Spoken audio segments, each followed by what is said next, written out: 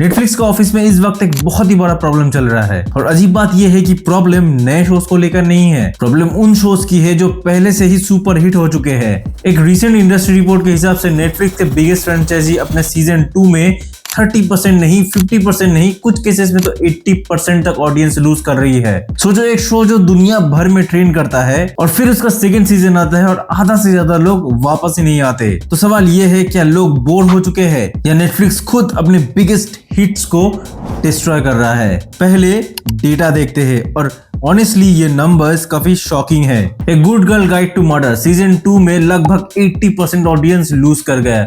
Beef जो Amy winner था 70% से ज्यादा drop. The 4 season 63%। Avatar the last Airbender almost 60%। The night agent season 2 में आधी ऑडियंस गई और सीजन 3 में उससे भी 30% और गायब। इंटरेस्टिंग बात, इस लिस्ट में सबसे best performer the One Piece रहा, लेकिन उसने भी 30% ऑडियंस लूज की है। यानी प्रॉब्लम एक शो की नहीं है बल्कि एक पैटर्न बन चुका है। तो प्रॉब्लम क्या है? सबसे पहला रीजन, टाइम।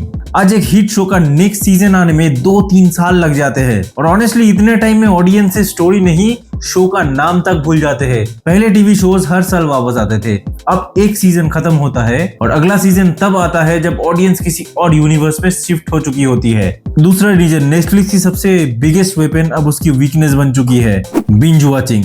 फ्राइडे को शो रिलीज, सैटरडे को शो कंप्लीट, संडे तक मीम्स, मंडे तक सब कुछ खत्म, डिसीजंस भी खत्म, एक्साइटमेंट भी खत्म।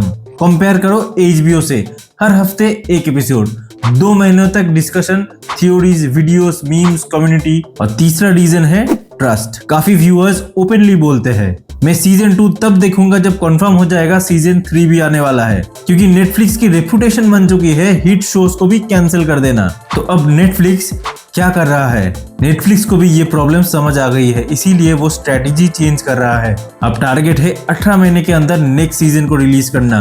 इसी वजह से वन पीस और एवाटार जैसे एक्सपेंसिव शोज के मल्टीपल सीजन्स ऑलमोस्ट साथ में शूट किए जा रहे हैं ताकि ऑडियंस को 3 साल तक इसका वेट न करना पड़े। साथ ही नेटफ्लिक्स अब लिमिटेड सीरीज पर ज्यादा फोकस करने वाली है, एक स्टोरी, एक season, no waiting, no retention problem.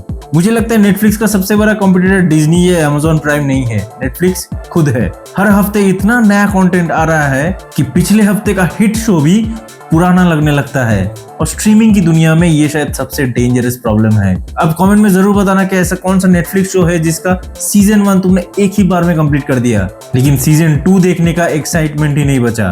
और अगर नेटफ्लिक्स को एक चीज चेंज करना हो, क्या तुम बिंज मॉडल हटाओगे या एक सीजन के बीच 3 साल का गैप? तो मिलते हैं नेक्स्ट डीप डाइव में। Keep watching.